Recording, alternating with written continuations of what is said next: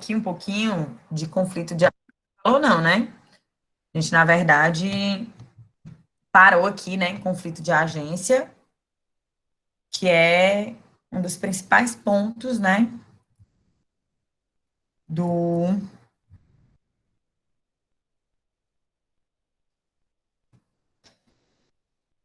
a questão da governança, né, que é não deixar os administradores, né, os gestores.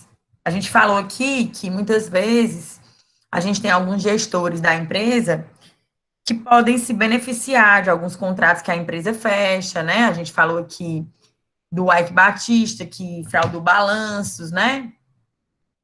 Para se beneficiar dos investidores, né? Que ele se aproveitou das circunstâncias, das condições. Mas muitos administradores, eles têm autonomia dentro das empresas, né? De poder fechar determinados contratos, de poder estar à frente, né? Das empresas para poder, vamos dizer assim, eles que decidem quem contrata, né? A empresa é muito grande, o dono não fecha todos os contratos, não trabalha com todos os técnicos que vão trabalhar dentro da empresa, né, pessoal? Alguns gestores têm realmente autonomia de quem se contrata. Não sei se vocês conseguem entender isso daí. E aí, quando eu tenho essa autonomia, muitas vezes eu, de maneira não ética, né, eu uso isso a meu favor. Ao invés de eu esperar ganhar um bônus no final do ano, né, com o desempenho da empresa, ganhar um bônus agora, contratando a empresa de alguém conhecido, que eu possa ganhar uma comissão diante do trabalho que ela vai executar, porque eu vou contratar ela, porque ela vai me dar um percentual do serviço contratado, né? Ao invés de eu contratar outra empresa, né? E conseguir receber uma comissão desse serviço contratado. Outra empresa eu não conheço, eu não sei quem é, eu não vou conseguir fazer essa ponte para ganhar alguma coisa. Vocês conseguem entender o que eu estou dizendo dessa questão dessa comissão, que seria essa comissão? Fica claro, esse nome comissão parece até lícito, né? Essa comissão, ela não é lícita, né? Ela é ilícita, né? Ela não é um valor formal, né? Ela é informal, na verdade. Ela é equivocada, né? Na verdade. Então, as pessoas, às vezes, elas colocam algo equivocado, né? Para poder ganhar, né? E aí ela não está preocupada com o resultado da empresa, ela está preocupada com o que ela está ganhando. Enquanto o gestor da empresa, ele está recebendo pela empresa para o quê? Para ganhar da empresa. Ele está ganhando da empresa para poder dar o melhor resultado para a empresa, para poder dar o melhor retorno para a empresa, e não para dar o melhor retorno para si, né? Só que as pessoas, elas pensam em si, né? Elas não estão pensando no conjunto, no todo, né? Você deveria pensar no conjunto, né? Ah, mas não sou nem dono da empresa, professora. Mas não é assim que a gente pensa, né? Não é assim que a gente deveria pensar. A gente deveria pensar que a empresa, pessoal, ela gera muitos empregos, tem muita gente que depende dela. Se essa empresa quebrar, muitas pessoas, muitas famílias, né, vão ficar sem emprego. Essa crise do coronavírus, ela não atacou só, vamos dizer assim, muita gente perdeu o emprego, muitas famílias ficaram sem renda, né? É muita responsabilidade, né? O que o governo fez, assim, de parar tudo. É muita responsabilidade de um dirigente, de um governador que manda fechar as portas de todos os estabelecimentos, né? Que proíbe, né? Por exemplo, as escolinhas pequenas, de crianças pequenas. Gente, criança de 2, 3 anos, né? Creche que a mãe não está mandando, vocês acham que o pai e a mãe vai continuar pagando essa escola? Se a criança está em casa, ela não tem cognição para ter uma aula online. Tem fundamento uma criança dessa ter uma aula online? Se ela não se aquieta, não para? Ela precisa de uma pessoa para cuidar dela, não é verdade? Então ela deixou de ter uma aula online para ter uma pessoa cuidando dela, então a mãe foi cuidar. Não é verdade? Então, tanto de professor, de ajudante, que perdeu seu emprego. Como é que esses coleginhos estão sobrevivendo? Tem muita reportagem aí dizendo que muito colégio de bairro, né, fechado. E deve ter mesmo, né? A gente tem muita situação difícil, né, com muitas atividades paradas, né, por conta dessa pandemia. Mas é outra situação, né? Não é uma situação aética, né? Então, o que é esse conflito de agência, né? Vamos entender aqui, na prática. Em tese, a maioria dos administradores financeiros concordaria com o objetivo de maximizar a riqueza dos proprietários na prática. Contudo, eles também se preocupam com a própria riqueza, né? Deles mesmos, que é o que eu estou dizendo. O cara vai preferir receber uma comissão agora do que esperar lá para o final do ano para saber se a empresa vai ter lucro mesmo ou se não vai, né? Para poder gerar, para poder garantir, né? O seu ganho ou não, né? Então, esse conflito de agência vem para poder não deixar esses administradores, né, fazer algo errado, né? Evidenciar isso aí. Como assim, professor? Segurança dos seus empregos ou benefícios recebidos, né? Como resolver ou atenuar esse problema de agência? Força de mercado ou custo de agência? Ó, força de mercado encontra-se nos grandes acionistas, sobretudo investidores institucionais, como seguradoras, fundos de investimento, fundos de pensão. Um minuto.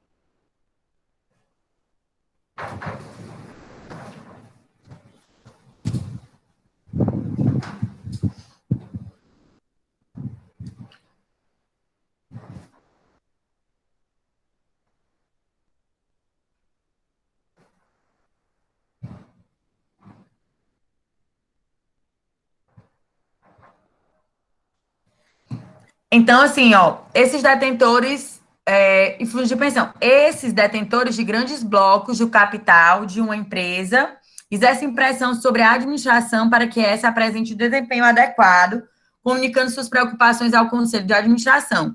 Muitas vezes ameaçam exercer seus direitos de voto ou liquidar sua participação, se o conselho não reagir positivamente às suas preocupações.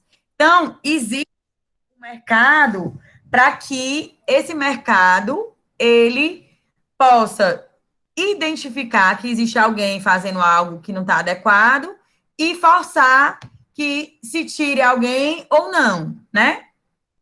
Para atenuar os problemas de agência e contribuir para a maximização da riqueza dos proprietários, os acionistas incorrem em custos de agência, que são de manter uma estrutura de governança corporativa capaz de monitorar o comportamento dos administradores, evitar práticas administrativas desonestas e oferecer-lhes incentivos financeiros para maximizar o preço da ação.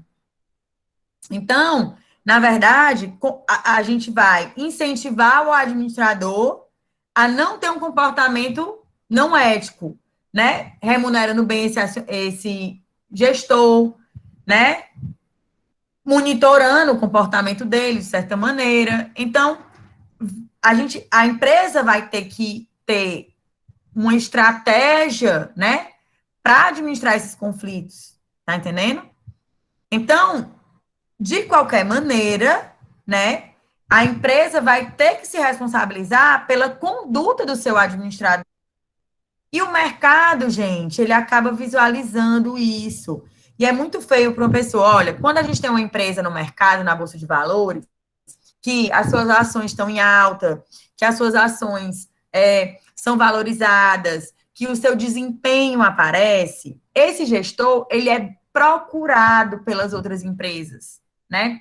Ele é buscado no mercado, ele é cobiçado, ele é um CEO que todo mundo quer. Ah, e um cara que fez a ação digital crescer. Não sei se vocês já viram a capa da Forbes, as capas dessas grandes revistas, ou então a mulher que fez multiplicar as ações de tal empresa. Então, é muito comum que a gente tenha, né, esse tipo de apresentação de pessoas que conseguem realmente trazer uma cara nova para a empresa de maneira adequada, de maneira correta. Não sei se vocês já perceberam que existem esse tipo de reportagem, não sei se vocês já viram. Vocês já viram, pessoal?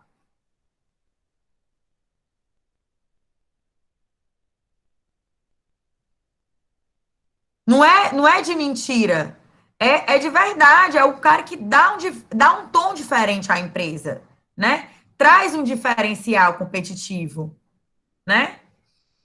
Então, pessoal, para falar um pouquinho mais, né, de maneira mais prática, né, de maneira mais, vamos dizer assim, de quem vivenciou, né, assim, por exemplo, eu trabalhei muitos anos no M Dias, trabalhei na Betânia, que é uma empresa também que implementa a governança, que trabalha essa governança todo dia.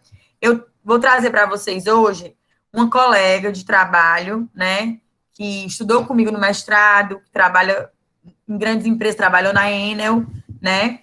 A Carla Carioca, ela hoje tem uma empresa dela, assim como eu tenho um escritório, ela também tem um escritório dela hoje, de auditoria, né? Eu vou trazer ela para falar um pouquinho sobre essa aplicação da governança. Como ela trabalha com auditoria, ela está muito mais próximo, não, não que eu não esteja próximo, né? Mas ela está bem próximo dessa aplicação da governança, né? Porque a auditoria está muito linkada com isso. Que a gente está trabalhando, quando a gente trabalha com auditoria, a gente está trabalhando com os controles internos, com a aplicação desses controles, né? Então, eu vou pedir para ela entrar aqui na nossa sala, tá? Para poder ela conversar um pouquinho com a gente sobre essa questão principal, né, da governança corporativa, tá certo? Deixa eu pedir aqui para ela entrar.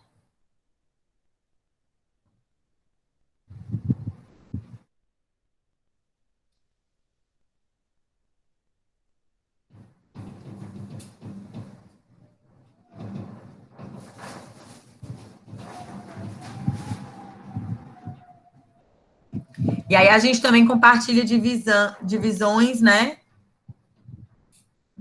bem mais abrangentes, né, que ela trabalha com várias empresas, e aí a gente compartilhar mais ainda.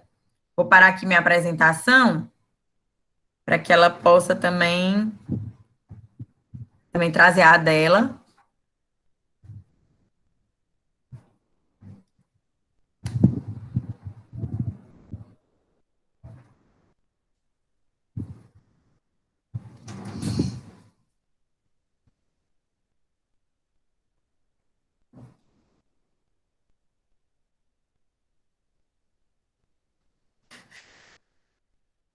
Oi, Carla, tudo bom? Oi, Ale, tudo bem? Contigo? Tudo jóia. Que bom. Pessoal Só a gente tem aqui, coragem de abrir a câmera, é? o pessoal aqui não gosta muito de abrir a câmera, não. O pessoal é envergonhado. Eu peço muito para eles abrirem, mas não se abrem muito, não. São tudo escondidos. Às vezes eu grito assim: vocês estão entendendo? Vocês estão aí? Às vezes eu acho que eu estou falando sozinha e eu fico gritando, feito doida. Acho que estou só, às vezes. Eu acho que eu Eu, falo mais eu, com eu o dando rosto. aula, eu ofereço agora. Antes eu levava chocolate assim mesmo, né? Eu ofereço chocolate É, virtual para ver se o pessoal assim, se manifesta. pois é, o pior é que eu acho que eles não comem, aí não tem atrativo nenhum. Eu acho que tem que achar alguma coisa virtual que favoreça eles abrirem a câmera. O Silvio até que abria a câmera, mas hoje ele está bem introspectivo. Está calado e introspectivo. Ele às vezes falava, hoje ele não falou nada, entrou, ó. Mas não está saindo som não, viu, Silvio? Tá mudo. Desculpa, professora, é porque também eu tô resolvendo aqui outro problema aqui do trabalho em paralelo aqui, mas tá tudo certo. Estou escutando, tô vivo. Olha aí, ó, uma aula virtual, a gente aprende, a pessoa faz várias coisas ao mesmo tempo. Uma vida Tá virtual. aqui, né, na aula, não deixa de vir. Tamo aqui, professora. Beleza. Entendeu? A vida virtual é multitarefas, Ale. É verdade.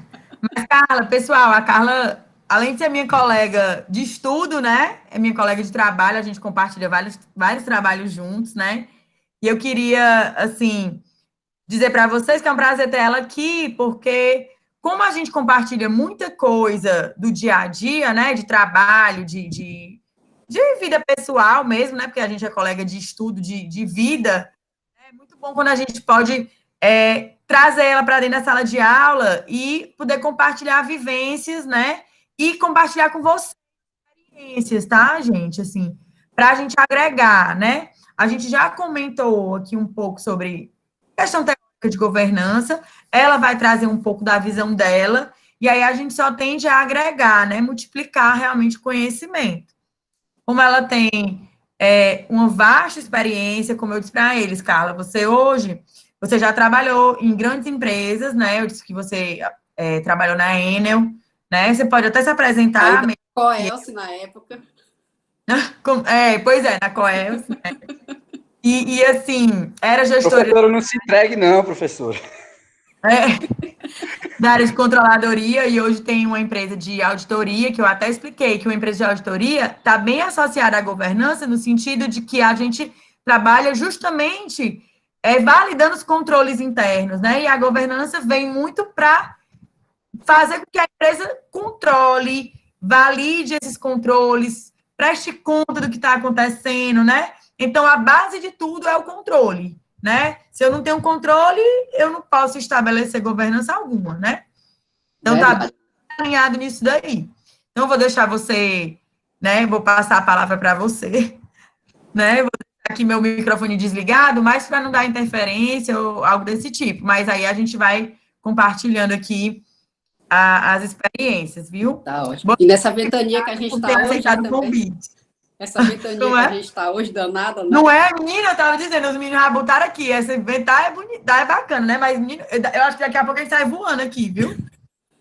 Eu ligar o ar-condicionado, eu já acho que é desnecessário eu ligar o ar-condicionado. É melhor o vento mesmo. É verdade, Ali.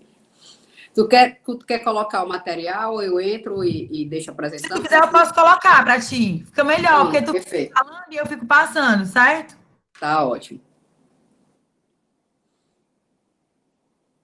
Boa noite aí, pessoal, novamente, né? Agradecer o convite da Alessandra para compartilhar com vocês um pouquinho nessa noite de hoje.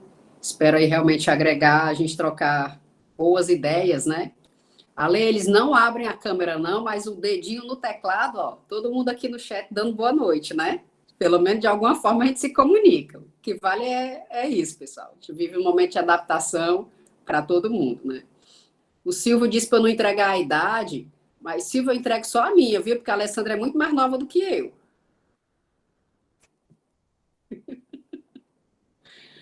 Se entrega sozinho. Bom, pessoal, a Alessandra pediu para conversar um pouquinho com vocês sobre governança corporativa, né? Como ela falou, a gente é colega aí de mestrado, e inclusive a minha dissertação foi sobre governança corporativa e controles internos, né? No momento em que eu fiz. Então, tenho mestrado em controladoria, como ela falou, e sou sócia administradora de um grupo de empresas, o Grupo Dominus, onde a gente trabalha também com a parte de auditoria, mas essa parte de governança, o compliance, ele está em todos os negócios, né? E a Alessandra me falou que vocês são vários cursos, né? Tem parte de contábeis, de comércio exterior também. Então, em tudo que a gente faz, essa parte de governança corporativa, de fazer as coisas dentro dos valores, dos pilares de governança, a gente vê como agrega valor. ainda mais no mundo que a gente vive hoje, né, que exige cada vez mais transparência da gente. Até, Ale, se tu quiser ir seguindo, pessoal, e fiquem à vontade para abrir os microfones para a gente ir conversando. Eu coloquei alguns slides aqui, mas só para delimitar a gente em relação aos temas, porque eu sei que fica melhor também aí no visual, né? A gente fica olhando o material. Então, um conceito aí do IBGC, que é o Instituto Brasileiro de Governança Corporativa, ele define a governança como um sistema pelo qual as empresas e demais organizações são dirigidas, monitoradas e incentivadas. Eu não sei se faltou alguma palavra aí, né, para dizer que realmente é uma determinação sobre as empresas e que envolve o relacionamento entre os sócios, conselho de administração, diretoria, órgão de fiscalização, controle e demais partes interessadas. Aí, de novo, né, não escapa ninguém. Então, a gente pode considerar a governança corporativa como ações que a gente toma para dirigir as empresas. É como se fossem normativas também, né, Carla? Poderia ser. Poderia ser também como se fossem as normas, né, pré-definidas. Muitas coisas, né, normativas, contratos entre sócios, né, entre definições de conselhos, de como os conselhos se comportam. Eu já vi muita coisa envolvida com governança corporativa familiar. Né? Perfeito. Silvio, na verdade, o IBGC, eu até coloquei algumas imagens de manuais que eles têm. O IBGC, ele tem vasto material de empresa familiar, empresa fechada, pesquisas. É muito interessante. Eu vi uma vez eu tenho até porque a presidente do IBGC, né? Ela é até da família lá daquele grupo de Pernambuco, né? Lá do grupo daquele cara que é bem famoso, no Pernambuco, bem grande a empresa dele, que era do Cimento Nassau, que como é o nome do grupo? E eles falam lá eles têm eu recebi uma vez um arquivo bem falando sobre a governança corporativa na empresa deles lá, né? Que é uma empresa bem grande lá, eu me esqueci do nome agora. Até aquele museu que tem lá em Recife, bem conhecido, é da família deles lá. Ah, Bernan, né? Isso, Bernan, né? Brenan, né? Brenan, isso. Então, assim, foi por eles que eu conheci, né? O IBGC, né? Bacana. É bem legal mesmo. E aí ele tem, assim, ele não é um órgão que normatiza, né? Como se fosse um conselho federal de contabilidade, ou uma CVM, uma Receita Federal, né? Ele não é um órgão que normatiza, mas ele, na verdade, é um instituto que permeia todo esse âmbito da governança corporativa, e para a gente, digamos que é o órgão máximo em relação à governança, e ele tem muito material. O pessoal tem muita coisa gratuita. Quem se interessar pelo assunto, até a Lei, se quiser entrar aí no site do IBGC, já que o Silvio deu a deixa, quiser abrir aí uma aba com o IBGC, para o pessoal ver como que é o site, tem muito material, muita publicação, muita pesquisa, realmente é muito vasto que eles entregam para a gente. E depois, o IBGC também, ele propõe cursos, né? Sim, estão fazendo muito webinar, praticamente toda semana eles estão fazendo webinar. Vocês podem se cadastrar na newsletter deles e ficar recebendo... Eu vou parar aqui a apresentação só para compartilhar o site, tá? Tá.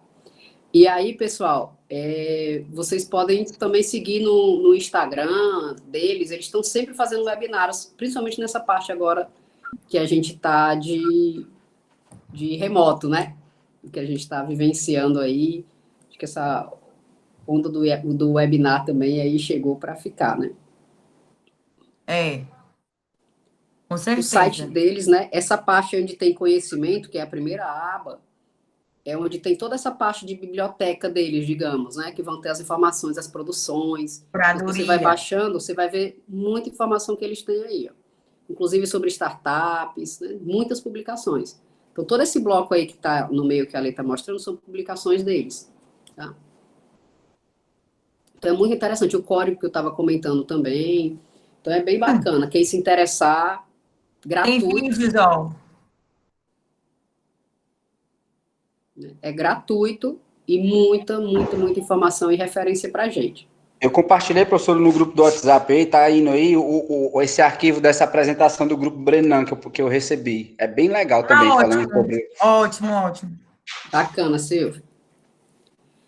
Então, a governança corporativa, ela começa em uma coisinha que a gente chama de conflito de interesse, né, na verdade.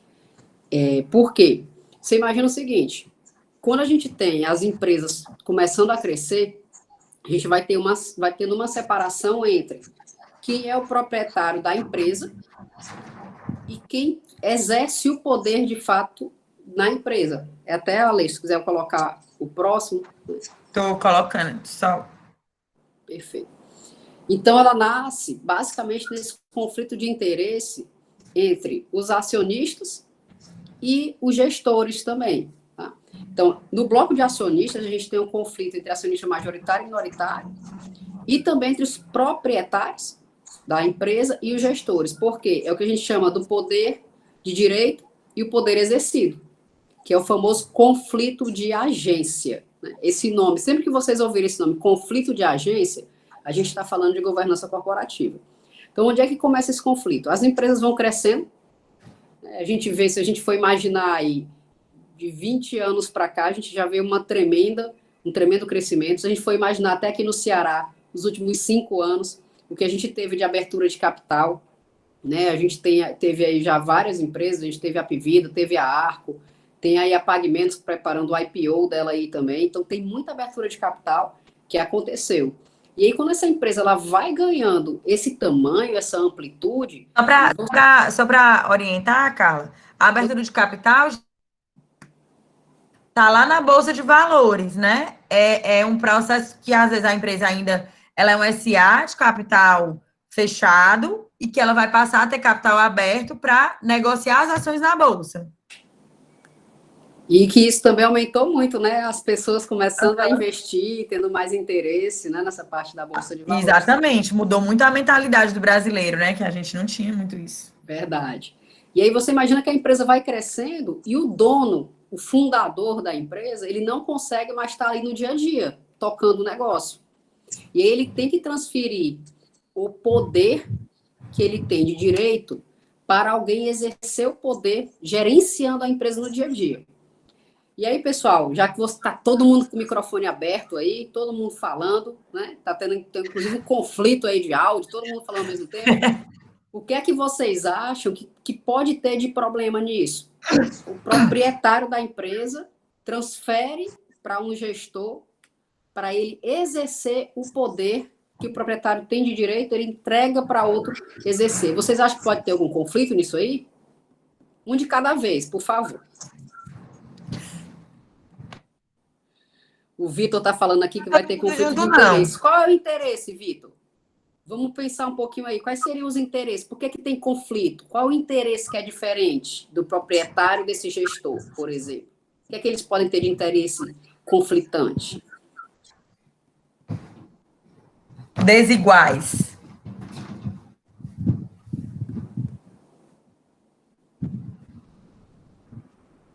Ninguém? Nem o Silvio?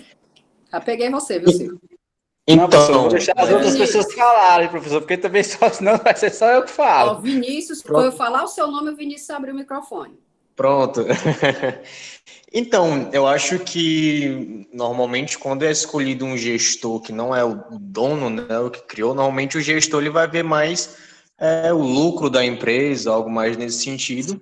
E às vezes o dono não toma decisões tão racionais, às vezes o dono opta por fazer algum negócio com um familiar ou um amigo, então talvez surja um pouco de conflito de interesses, né? De às vezes o dono aplicar um pouco de demagogia, enquanto o gestor queira ver algo mais racional. Perfeito, é uma vertente sim, Vinícius. O gestor tem uma tendência técnica, né? É para ser, né? A ideia é que seja assim, né? Eu não vou nem ainda fazer o advogado do diabo e falar do caso da Aaron, que a Alessandra me disse que mandou para vocês, viu? Eles vão ver no fim de semana, segundo eles, né? Pessoal, tem essa vertente sim que o Vinícius estava comentando, né? De que o proprietário pode querer agir mais com a emoção, né? Até por ser o fundador do negócio, e o gestor ali mais técnico, né? Como também o gestor pode tomar decisões que visam o lucro, porque ele tem um variável atrelado a metas, e pode fazer coisas que não seriam tão lícitas assim. para poder conseguir atingir essa meta e esse bônus, que a gente sabe que dentro de multinacional a gente tem bônus aí, né, variáveis, muito expressivos, participação nos lucros muito expressivas. Então, você imagina que se não tiver nada para determinar como que deve agir, o que é que se tem dentro dessas relações, a gente pode ter esses conflitos, que pode ser entre proprietário e gestor, né? Quando eu não tenho boas práticas de governança corporativa, né, eu posso ter conflito aí entre o interesse do poder de direito e o poder exercido, como também a gente pode ter a mesma coisa entre acionista majoritário e minoritário. Como falou aí a Alessandra há pouco, quando a empresa abre capital, ela coloca partes da empresa à venda. E aí você pode comprar ações, né? Como você pode entrar aí em vários aplicativos e ser dono, né, pelo menos de uma ação de várias empresas que têm negócios na Bolsa de Valores. Aí você imagina que tem alguém que tem 50% mais um e várias outras pessoas têm o restante dessas ações. Então, a gente também pode ter um conflito onde o acionista majoritário, ou seja, aquele que tem maior direito a voto, não escuta o que tem menos direito a voto. E aí vai acontecer só o que ele quer. E aí também a gente tem conflito. E a gente tem a parte de governança corporativa também para ajudar a minimizar esses conflitos de agência. Certo? Pode até colocar no outro, a lei, eu acho que a parte dos valores ou pilares de governança corporativa. Aqui eu tenho certeza que pelo menos um desses 4 nomes vocês já ouviram falar. Né? Os valores, eles são em inglês, porque eles vêm da estrutura de governança corporativa realmente mundial. Né? Mas são 4 palavrinhas aí, bem fáceis até da gente entender. No IBGC também, no próprio Manual de Boas Práticas, tem explicando bem direitinho sobre cada uma delas, né? A intenção da gente aqui acho que plantar a sementinha, né, Lady, sobre a governança. A ideia não é, assim, ser bem exaustivo sobre isso, mas dar informações para vocês e conversar principalmente na prática, como é que a gente vai vendo isso acontecer. Então, esses 4 valores que a gente tem, o primeiro deles é o senso de justiça, o segundo é a transparência, o terceiro, prestação de contas, e o compliance, que é você estar de acordo com os regulamentos. Né? O compliance, inclusive, ele entrou muito na moda, né, ultimamente. A gente só escuta falar, virou até órgão, né? E algumas empresas virou até o departamento de compliance também. Quando a gente fala em senso de justiça, é exatamente nessa busca, principalmente entre acionista majoritário e minoritário, que a gente não tem esse distanciamento tão grande. Né, que só manda quem tem maior quantidade de ações. E aí você é acionista minoritário e você não tem nenhum direito a voto. Né? Então, vão ser princípios que vão ajudar nessa relação para ter justiça, independentemente da quantidade de ações que você tem. A parte da transparência, né, do disclosure, é você publicar demonstrações contábeis, colocar informações ao mercado, né? É assim que a gente vê no dia a dia, na prática. Você imagina que a gente tem empresas gigantes que são de capital fechado, e a gente não sabe o resultado dessas empresas. A gente não tem acesso a várias informações. Então, quando a empresa ela trabalha com essa parte de governança, com transparência, pessoal, eu vejo muita empresa familiar, a gente tem muita empresa familiar aqui no Ceará, né? Mas eu já vejo muita empresa familiar montando essa estrutura de governança. Tá? Empresas que não são obrigadas a publicar as informações, publicam no site. No site tem aquela áreazinha, não sei se vocês já viram, chama Relação com Investidores, o famoso RI. Essa área de relação com investidores, ela vem... A gente viu aqui, Carla, a gente entrou num site para poder entenderem, né, que existe, né, uma especificidade para isso, né? Tem todo um trabalho que a empresa faz para poder divulgar suas demonstrações, para apresentar, para dar transparência a isso daí, né? É verdade. E aí, tudo isso, pessoal, é voltado para esses valores de governança também. Então, quando você entra no site de alguma empresa e você vê lá relação com investidores, você já pode pensar que essa empresa, ou ela está bem estruturada, ou no mínimo ela tem algum nível de estrutura de governança corporativa, certo? Porque é um órgão que cuida exatamente dessa relação entre a empresa e as partes interessadas. Porque concorda que quando você compra ações de alguma empresa, Você não tem acesso ali de chegar, ir lá na empresa, chegar para conversar com o contador e tirar alguma dúvida, né? Não funciona assim. Então, existe esse canal de comunicação de quem está fora da empresa para que tenha o mesmo acesso a informações de quem está dentro, que também está junto aí com o que a gente falou, o primeiro, né, o fairness, que é o senso de justiça. Então, essa transparência, você divulgar as informações, é muito importante para a governança corporativa. A parte do accountability, que é a prestação de contas, é você realmente divulgar, né, os seus números, é o gestor que recebeu esse poder do proprietário, ele prestar conta sobre os atos que ele fez, as definições, é a gente ter a estrutura dos órgãos de governança também, é ter conselho de administração, conselho fiscal, é ter auditoria. Então, quando eu faço a prestação de contas, eu dou mais seriedade às ações que eu tomei.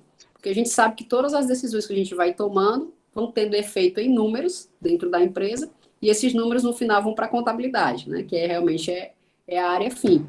Então, a gente vê na vida real também dessa forma. E acaba, né, professor, que quando você consegue implantar um sistema de governança corporativa, né, não é só a questão da demonstrar, realmente, por mais que às vezes a gente possa pensar, não, isso vai gerar conflito com o dono da empresa, uma empresa que não tem capital aberto, mas quando ele faz isso, ele está pensando na perpetuação da empresa, ele está como é que se diz, blindando a empresas de futuros problemas, de futuras gerações. Quando ele implanta a governança corporativa, ele já deixa isso protegido para o resto da vida da empresa. Se a empresa não funcionar, foi porque ela não funcionou, e não porque deu brechas para ter conflitos, que a gente sabe que é mínimo as empresas que chegam, por exemplo, na quarta geração, se não me engano, é 10%, é 20%, que conseguem chegar na quarta geração. Então, eu acho que é por isso que está tão na moda. Né, porque as empresas familiares estão de 100 anos para trás, a gente vê-se que não está durando, e hoje em dia está se querendo muito implantar o sistema da governança para não acontecer isso daqui a 50 anos. Perfeito, Silvio. Você porque existem fatores externos, né? Que mesmo que internamente a empresa se cuide... Isso, aí também aí já não é culpa da empresa, né? A obsolescência do negócio, se não tiver modernização, né? Enfim, existem vários fatores, não é só a gestão em si, né? Sim, sim. Mas dentro da gestão, eu achei interessante que você trouxe, eu ia até ressaltar essa parte da perpetuidade do negócio no compliance. É interessante que você falou que existem várias pesquisas que, quando a segunda geração assume, já tem uma perda aí próxima de 50% do negócio. Isso é muito agressivo. Até porque é meio que, assim, como é que eu vou dizer? Ela meio que quebra mais, né, Carla? Não sei se tu tá entendendo o que eu vou dizer. Porque quando o negócio começa, vamos supor, são 2 irmãos. Quando a gente vai descendo geração, ele vai multiplicando isso, porque dos 2 irmãos já são 2 filhos de cada, vai para 4, 6, 8. Então o negócio tem que crescer. Quando entra genro, nora, filho de genro. Aí esse povo, né? Muita gente tá comendo o mesmo prato, né? Porque vai ter filho que é herdeiro, mas não é gestor, né? Tem aquela questão, né? Aqueles três círculos, né? Que tem o herdeiro, o gestor e o funcionário, que fica no centro. Mas aí tem quem é herdeiro, mas não é gestor. Então, assim, a chance de dar errado é muito grande, né? Lá na frente. E, Silvio, esse trabalho que está sendo feito aqui em várias empresas familiares é exatamente nessa parte dos herdeiros, né? Por quê? Primeiro, tem que ter um respeito de que pode ser que um herdeiro não queira estar no negócio, né? Mas ele o Vinícius está falando herdeiro, até né? da sucessão empresarial, né? Então, essa parte de sucessão de herdeiros, ela está sendo muito trabalhada aqui nas empresas no Ceará, tá? Não é algo que muitas vezes fica explícito, né, para todo mundo saber, mas a gente trabalha nessa área de negócios, a gente vê muito isso, as empresas trabalhando essa estrutura e a sucessão, e começando cada vez mais cedo, e também definindo quem é herdeiro, que quer participar do negócio, trabalhando no negócio, e quem não quer. E quem vai trabalhar no negócio vai se preparar para isso. Vai ter as aptidões, o conhecimento técnico necessário para perpetuar o negócio, porque senão é o que a gente vê muitas vezes acontecendo. A pessoa assume, dá um outro rumo completamente diferente para a empresa, não tinha experiência e acaba que o negócio não tem a continuidade que tinha na geração anterior. Infelizmente, isso acontece. E a parte de gestão, de governança, ajuda também, né, a isso. Com certeza, ajuda nessa blindagem, até que você estava comentando, Silvio. Mas às vezes tem um aspecto de fora do mercado que entra realmente na tela e você está falando de obsolescência, o negócio não tem muito o que você fazer. Empresa, né? Oi? Aí já foi uma questão fora do negócio, né? Foi um fator externo, né? Isso. Mas mesmo sendo fator externo, Silvio, se você tem uma boa gestão, uma boa estrutura no negócio, você consegue fazer estratégias e consegue fazer projeções e vai percebendo que você tem que mudar o rumo da empresa. A gente sempre fala, até do caso da Kodak, né? A Kodak inventou a foto digital e quebrou por conta do digital. Como pode algo desse tipo? Tem aquela questão do ciclo de vida da empresa, né? Também chega uma hora que não é que a empresa fecha, né? Mas o ciclo de vida do negócio dela acaba, né? E tem que reinventar o negócio. Perfeito. E aí você tem que perceber quando esse momento está se aproximando. E aí, antes do negócio quebrar, você reinventa, você faz uma fusão, ou você vende, né? O importante é sempre, em decisões em gestão, pessoal, é você ter tomado a decisão com base em informações. A pior coisa que deve ser é você acordou, a empresa está quebrada. Né? Ave Maria, professor, pelo amor de Deus. Então, isso aí deve ser um susto muito grande. Dorme com ela vive e amanhece com ela quebrada. Aí é outro. Já pensou aquelas pessoas, né, que tem uma empresa aí pega fogo, assim, acaba... Deve ser uma coisa muito horrível. Maria, né? Deve ser para morrer. Tem ter seguro, assim, né? Meu Deus. Mesmo seguro. Tendo, viu, Carla? Eu acho que a pessoa morre do coração, mesmo tendo. Se não tiver, eu acho que ela pula. De onde ela estiver. E aí, pessoal, a gente tem também o compliance, que, como eu comentei, eu disse pelo menos uma palavra era capaz de vocês conhecerem, né? Acredito que essa do compliance vocês já devem ter ouvido, né? Muitas vezes entrou muito na moda. E o compliance é você estar de acordo com as normas, os regulamentos, as legislações, sejam elas externas ou internas ao negócio. E o que é que isso ajuda a gente no dia a dia? Né? Isso protege a gente de tomar multa. Se você tem um órgão regulador e você ser autuado, no mínimo, a empresa ela vai pagar impostos e vai ter a Receita Federal, ou vai ter a Cefaz, ou vai ter a Cefim, né, para prestar contas. Então, você imagina que você está fazendo alguma coisa errada, seja em relação à admissão dos seus colaboradores, ou em relação aos impostos. Isso pode trazer um impacto para o teu negócio tão grande que você pode quebrar.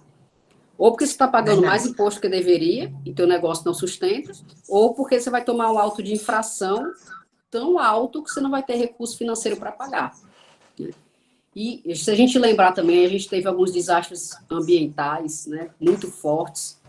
Isso está voltado também para a parte de compliance, para cumprir os regulamentos, cumprir as legislações que a gente tem como empresa a obrigação de preservar, inclusive, o meio ambiente ou segurança, dependendo do negócio que você trabalha.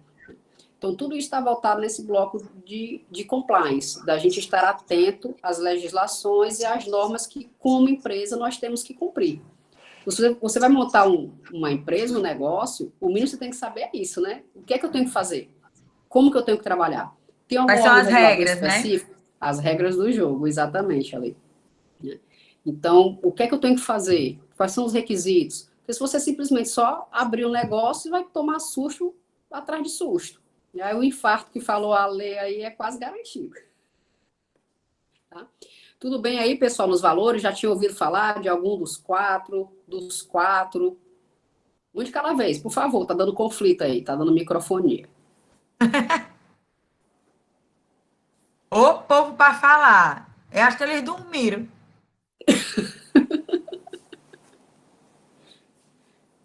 Eu geralmente faço, vou fazer um oferecimento aqui, ó, valendo um chocolate virtual.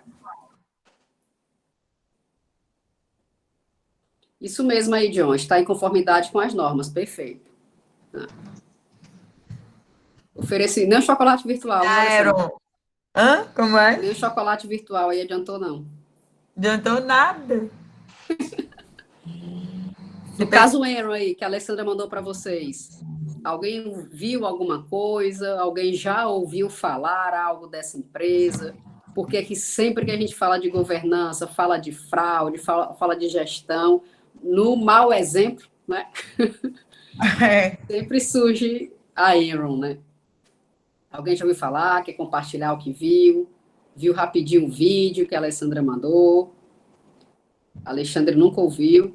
Porque tem um problema aí também, pessoal, que chama idade, né? Eu acho. É verdade. A minha é meia véia, né? Eu acho que pode ser isso aí também, viu, Alessandra? É do nosso tempo. O ponto de idade, né? 2002, né? Na verdade, a Enron começou em 92, né? O problema dela. 92 já tem muito tempo. Eu não vou nem perguntar quem é que não tinha nascido aí em 92 para não passar vergonha. Não vamos não. O John está falando aqui na empresa que ele trabalha, tem muito a vertente do compliance. John, se desafia aí, abre o microfone, compartilha para a gente. Não é, rapaz? Como eu não sou professora de vocês, aí eu posso fazer essas coisas, não pode, Alessandra? Pode, boa deve. noite, boa noite.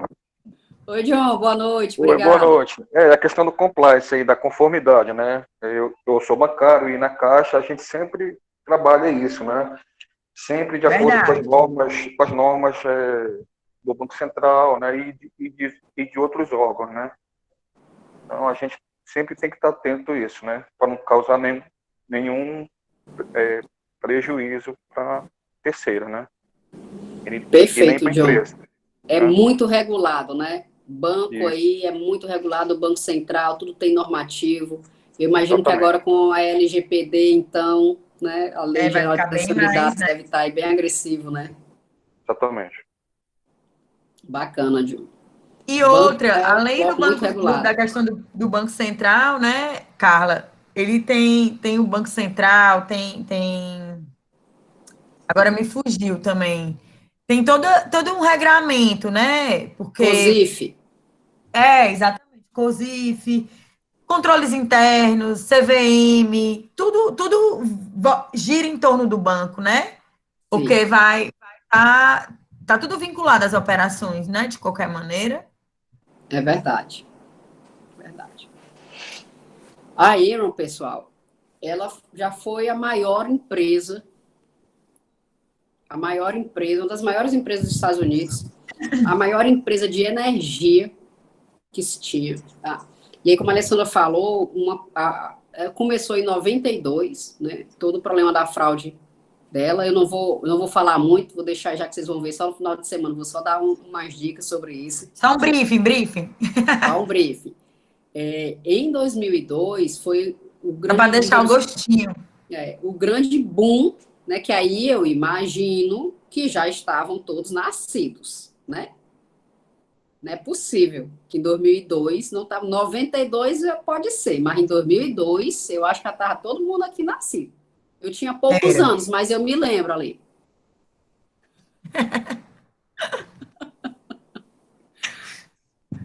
Em 2002 eu já estava formada. Vamos nem falar sobre isso, né? Eu já estava formada mesmo. Melhor não falar sobre isso. Eu só tinha 4 anos, a outra humilhando. Eita, Amanda, pois é, né? Minha outra só tinha 4 anos, andando de calcinha dentro de casa. Acontece, viu? Pois é, já estava formada, me formei no ano 2000. Então aí a gente vai vendo, né? Oh, meu Deus, a outra tinha 1 ano. Tava nem andando ainda, tava se escorando nas coisas, engatinhando. Então, pessoal, a Enron é um marco tão forte porque ela, inclusive, culminou com uma legislação que chama Lei Sarbanes-Oxley, Lei SOX, que até hoje ela é muito em vigor, né, nos Estados Unidos, para empresas que são de outros países que têm ações na Bolsa de Nova York, porque a gente sabe que os Estados Unidos, em termos de potência mundial, de referência econômica, né, é a primeira economia do mundo. Principalmente então, no mercado de ações, né? Exato. Então, você imagina aí, nessa terceira figurinha, diz aí, ó, a ação de $90 foi a 0. E todos esses gráficos aí da primeira vertente, vocês vão ver que é tudo para baixo, né? a empresa vinha super bem e começa uma derrocada. Por quê? Fraude. E aí eles descobriram a fraude deles. E aí teve muito a parte de fraude contábil, tá? A gente tem aí 3 empresas na época da Enron, teve a Enron, o WorldCoin e a Tyco, são os 3 marcos realmente dessa parte de mudança de governança, de legislação americana que mudou completamente, porque eles fizeram manipulações nos números da empresa. Eles simplesmente inflaram os números. Então, o negócio foi tão sério que até hoje, quando se fala em fraude, se fala na Enron. Porque a empresa simplesmente sumiu. E ainda teve mais uma coisa, pessoal. Acho que vocês já ouviram falar no jargão da auditoria, que fala nas Big Four, né? As 4 maiores multinacionais de auditoria. Não sei se já ouviram falar também sobre isso, imagino que sim. Elas eram Big Five, eram 5. Com a quebra da Enron, uma empresa que chamava Arthur Andersen, que era a 5ª, ela quebrou junto. Porque descobriu-se, inclusive, que os auditores, né, a firma de auditoria, ela estava acobertando, ela tinha conhecimento dessas fraudes e estava acobertando. Então, para vocês verem como foi tão sério que quebrou uma empresa, a maior empresa de energia, e ainda quebrou uma das 5 maiores empresas de auditoria do mundo. Então, por isso que sempre que a gente fala na parte de governança e fala de fraude, a gente fala da Enron também, né? E até na parte de baixo tem a maior fraude da história. E infelizmente foi isso mesmo que aconteceu. Foi a referência que ficou, né? Infelizmente. É. E aí a gente usa as coisas que acontecem para o mal para usar para o bem, né? Então a gente usa aí a força também, usa Star Wars nisso aí também, né? O que acontece de ruim a gente vai migrando para o bem, certo? Então eu queria só comentar mesmo com vocês a importância desse caso que a Alessandra compartilhou com vocês, realmente é um marco. Sempre que se fala em fraude e governança, fala-se também da Enron. Eu coloquei aí só os órgãos de fiscalização e controle dentro das boas práticas de governança corporativa que a gente tem, né? Esses 5 órgãos aí são os que estão sempre à frente. Aqui no Brasil, o Comitê de Auditoria e o Conselho Fiscal, muitas vezes acontece uma fusão entre as atribuições, né? A gente imagina aí essa série de órgãos, muitas empresas nem têm. Pelo tamanho das empresas mesmo, pela complexidade. A gente nunca pode esquecer que cerca de 80% das nossas empresas são, que a gente chama PME, né, de pequeno e médio porte. Então, assim, pequenas e médias empresas é um volume muito grande, muito representativo. E, geralmente, essas empresas não têm essa estrutura de governança tão bem definida. E é o que faz com que, infelizmente, a gente também tenha vários estudos que as empresas, muitas não chegam ao 5º ano de existência, no 2º ano já tem muita dificuldade. A própria pandemia que a gente está vivendo, a gente viu isso. Muita empresa não estava preparada para o que aconteceu, para ter que ir para o remoto, para ter que ficar em home office, para se reinventar rapidamente, ter um recurso, né, uma gestão dentro do negócio que te determinasse ter um recurso para você poder passar por essa situação que a gente está vivendo. Então, é uma realidade que a gente tem. São pequenas e médias empresas, na sua grande maioria. Aqui no Ceará, muita empresa familiar também. Então, às vezes a gente fala de ter uma auditoria interna e a pessoa, assim, não vou ter isso, só entende como gasto, ou aquela pessoa que vai ficar apontando o dedo, falando do erro de todo mundo. E nem sempre é assim. Esses órgãos de fiscalização e controle, na verdade, é para ser parceiro de todos os outros negócios, de ajudar no desenvolvimento da empresa. Então, quando a gente tem um comitê de auditoria, um conselho fiscal, eles vão estar com foco em quê? Em prestação de contas. Olhando as decisões que são tomadas, as demonstrações contábeis, os números gerados pela empresa, as metas que estavam sendo determinadas. Então, é aqueles órgãos que vão o tempo todo ficar monitorando as decisões, né, o que a gestão está realizando. Teve chat aí, né, Alessandra? Teve. Normalmente, as empresas que fazem auditoria são exportador e precisa de alguma ISO, selo de qualidade? Não necessariamente só as empresas que fazem auditoria são exportadoras, não. As empresas que são exportadoras, elas podem precisar de ISO, é uma auditoria de qualidade, mas a auditoria externa, que é demandada, é uma auditoria para as demonstrações, né? Para esses controles, né? Controles de contabilidade, controles fiscais, né? Não necessariamente o controle da auditoria de qualidade, entendeu, Vinícius? Não é só esse controle, não. Vinícius, lá na empresa, na Domus, a gente faz muita auditoria contábil, que é aquela do balanço, em empresas que não são obrigadas a ter auditoria. Simplesmente para ter os números atestados, para ter confiança nos números que são gerados pela empresa. Que é justamente essa fraude que a Aaron sofreu. A fraude que a Aaron sofreu é nos dados contábeis, entendeu? Aquele número, o balanço, o resultado dela, o lucro que ela apresentava não era a realidade, né? Ela apresentava valores que não condiziam com a realidade. E, Vinícius, foi interessante que você colocou de empresas exportadoras e selo de qualidade, ISO, o que acontece muito? Quando você trabalha com o comércio exterior, né, quando a sua empresa negocia com empresas fora do país, muitas vezes a gente tem que ficar atento também aos requisitos desse outro país. A empresa pode exigir de você que você tenha seu balanço auditado para quê? Para ela acreditar na solidez do teu negócio e que ela vai poder fazer articulações comerciais contigo. Até porque você vai entregar para ela, né? A credibilidade que o seu negócio tem condição de entregar a encomenda, né? De pagar o fornecedor fez, vamos dizer assim. Porque a gente aqui ainda tem pouca credibilidade no mercado lá fora, viu? E essa parte da qualidade também que você comentou, Vinícius, ela é muito voltada para processo. Esse selo de qualidade, processo mesmo. O que é que ele demonstra? Que a sua empresa segue aquelas normas daquele certificador. Eu tenho o ISO 12001, né, que é a ISO da qualidade. Eu tenho a OSAS 18001, que é da parte de segurança. 9001, né? 9001 também. Então, quando você tem um selo de qualidade de uma ISO, quer dizer que você segue aqueles requisitos de qualidade ou de segurança que são determinados por aquela norma. E você também sofre auditoria. Né? Você consegue. Dizem que é mais fácil você conseguir o selo do que manter o selo, Alessandra. É verdade. Né? Manter o selo. A primeira vez você consegue, agora para manter é mais difícil, né? Lá na auditoria. Vinícius, entender direitinho?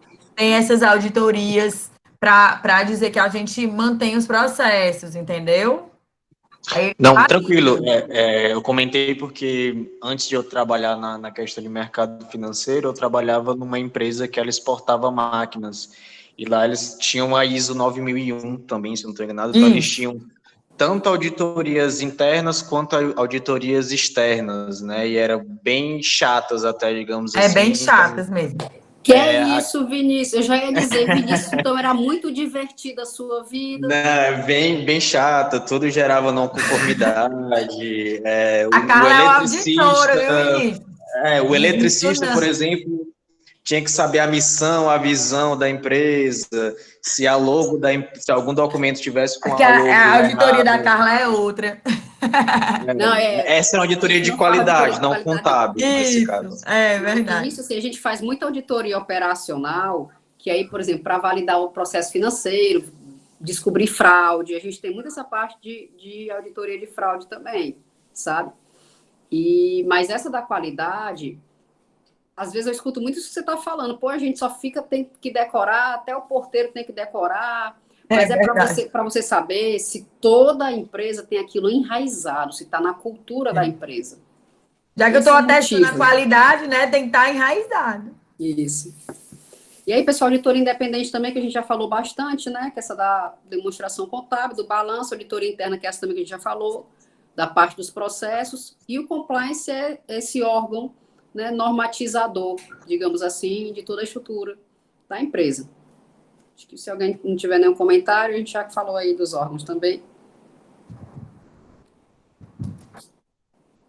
Beleza. O próximo foi só o IBGC, que inclusive a gente já mostrou o site, né? O Código das Melhores Práticas de Governança Corporativa. Tá gratuito na internet. Eles também têm um de compliance com a governança. E eles têm também pesquisas, que eles fazem pesquisas anuais, que chama Pratique ou Explique. O que é que significa isso? Que ou você praticou que ou você adotou aquelas práticas de governança ou você vai explicar porque você não adotou. É como se tivessem empresas em transição de adoção das melhores práticas. Então, é bem interessante, pessoal, você vê ano a ano essa pesquisa deles, você consegue ver gradativamente a evolução das empresas em relação à adoção de boas práticas de governança.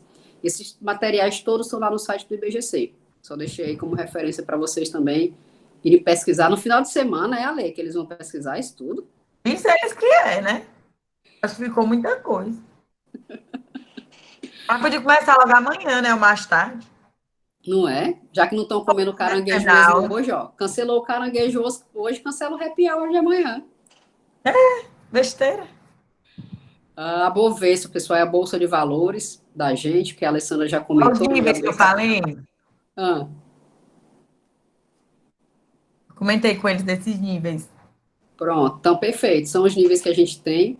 Essa novo mercado, que é a última do lado direito aí na primeira fileira, tá? Exato, hoje é B3, né, Vinícius? Perfeito. E aí a última do lado direito, que é do novo mercado, é, digamos, o nível máximo que a gente tem de governança, tá? Esse Bovespa mais e o Bovespa mais nível 2 é como se fosse para dar aquela provinha, né? Colocar o pezinho ali para ver se você se adapta, tá? A gente tem uma empresa local aqui que é referência, é um case de sucesso de abertura de capital, que é a M. Dias Branco, né? Até hoje, M. Dias é referência Brasil de abertura de capital, por tudo que foi feito da parte de estruturação deles, que eles fizeram de roadshow, que são as visitas técnicas que vão acontecendo para abertura de capital. Então, é um orgulho aí da gente, né? Até hoje a gente tem a M. Dias como um case, como uma referência de abertura de capital. Tá? Beleza, a gente já falou também, né, Ale? E aí, acho que eu coloquei uma reflexão para o pessoal. Não está aparecendo para mim a tela. Não sei se está aparecendo para os outros. Tá, não? Tá. Para mim não tá, não. Pra Tá mim para tá. vocês, pessoal? Tá sim. Tá? Então é só para mim. Obrigada. Olha aí, eu descobri como fazer eles falarem, ó. É só perguntar se está aparecendo. Consegui essa dica no finalzinho só. Pessoal, deixa aí uma reflexão, né, que envolve muito essa parte de governança, que é a gente pensar sempre que uma deliberação, a decisão ética que a gente toma é aquela que a gente vai considerar em todo o processo de tomada de decisão, ou seja, em todas as análises que a gente faz para tomar a decisão, a identidade da empresa, né, ou seja, o que é que importa para a empresa, né, no final, sempre diz no final do dia, né, o que é que mais importa, sobre os impactos da decisão, sobre todo mundo que tem interesse, as partes interessadas. Então, é fornecedor, é cliente, é o gestor, é o dono, é o colaborador, todo mundo, né? A sociedade em geral e o meio ambiente. Visando o quê? Visando ao bem comum. Então, a deliberação ética é aquela que pensa, né? Quando a gente vai tomar uma decisão, a gente pensa em todo mundo que está envolvido. E aí tem uma figurinha aí, resultados versus valores, né? Que isso aí para a governança corporativa, na gestão, é danado, né? Essa decisão de se tomar. Mas que a gente nunca esqueça realmente dessa parte da ética, da transparência. Né? A própria palavra governança virou um jargão para significar tudo isso, né? Que a gente já tem. Muitas vezes não é fácil a gente tomar essas decisões aí no dia a dia. Né? A gente vive um país que, em termos de indicadores, até voltados para fraude, para corrupção, é muito sensível. Mas cada um faz a sua parte e devagarzinho a gente vai melhorando, né? Verdade, Amanda. Balança em equilíbrio. Isso mesmo, Amanda. A gente tem que ser mais ou menos desse jeito. Não adianta você pensar só no negócio, só nos números, né? Porque depois vem uma consequência. Em algum momento vem alguma consequência, né? Ou seja no negócio, seja nas pessoas. Tá?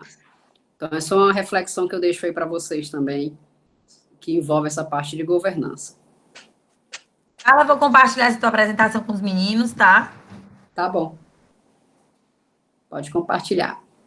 Pessoal, ajuda em algo mais, alguma dúvida, algum comentário, algo que eu falei que não ficou tão explicado para vocês, que vocês queiram aprofundar. Perguntem. Foi show de bola, professor. Obrigada, Silvio. Eu vou já dizer que eu não estou vendo a tela, que minha imagem congelou para ver se eles reagem também.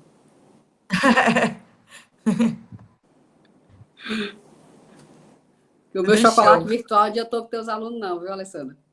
Não deu certo, não. É difícil, menina. Aqui é difícil o negócio.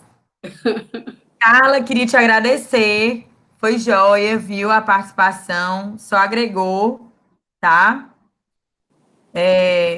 Ajudou bastante a ampliar aqui a nossa visão, trazer a visão de fora, né? Com outra abordagem. Sempre bom, tá?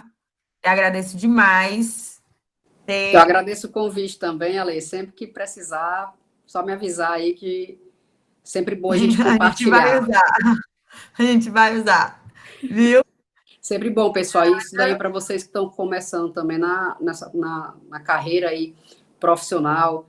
Lembre que isso é muito importante, tá? A gente não ficar sozinho, a gente trabalha em equipe. Eu tenho um É, escritório, a Alessandra tem outro escritório, mas como ela falou, a gente faz trabalho junto, a gente troca ideias juntos. Acho que é assim que a gente cresce, realmente, a como parceria profissionais. é direto aqui. A gente sempre conta uma com a outra.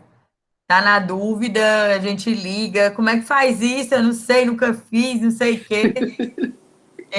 A gente sempre se ajuda mesmo, porque o mercado é assim, né? Não é sempre. O pessoal acha que o pessoal é inimigo, nada disso. Não é? Se os outros são, ninguém sabe, né? Sei que a Pois gente não. é. A gente não tem esse perfil de inimizade, né, Ale? Pelo Não, contrário. muito pelo contrário mesmo. Pois, Viu? pessoal, foi um prazer, uma satisfação estar com vocês. Obrigada, Fica à amiga. Boa noite, disposição, se viu? precisarem também, viu? Tchau, tchau. Boa Boa noite para noite. vocês. Boa noite. Boa noite, cara. Boa noite, pessoal. Gente, eu vou fazer a chamada, tá? Com vocês. Aproveitar que vocês estão aí, fresquinhas, né? Com os microfones uns ligados, outros não. Vou compartilhar no grupo depois a apresentação dela, tá?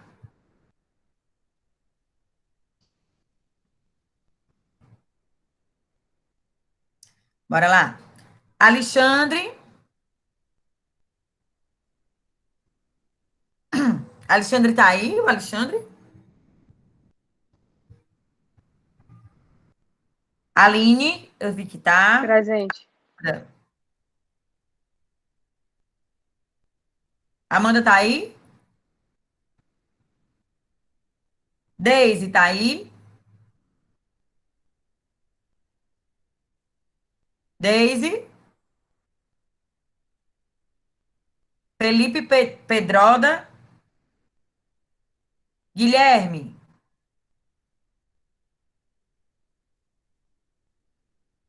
Guilherme?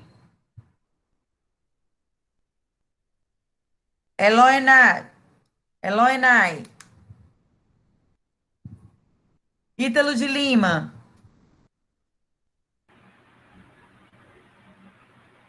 Isabelle?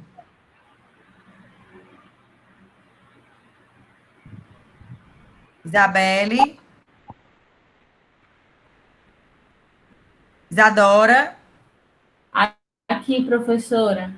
Beleza. Gessiane? John? Oi, aqui.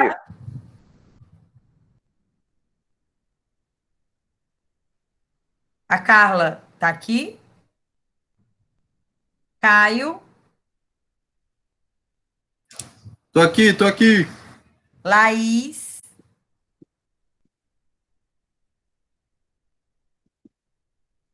Leonardo?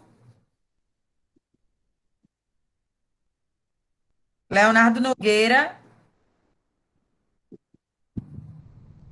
Letícia? Luiz Augusto? Matheus Alencar? Raíssa? Silvio? Thaís? Vitor Hugo? Vinícius? Presente. E Ana?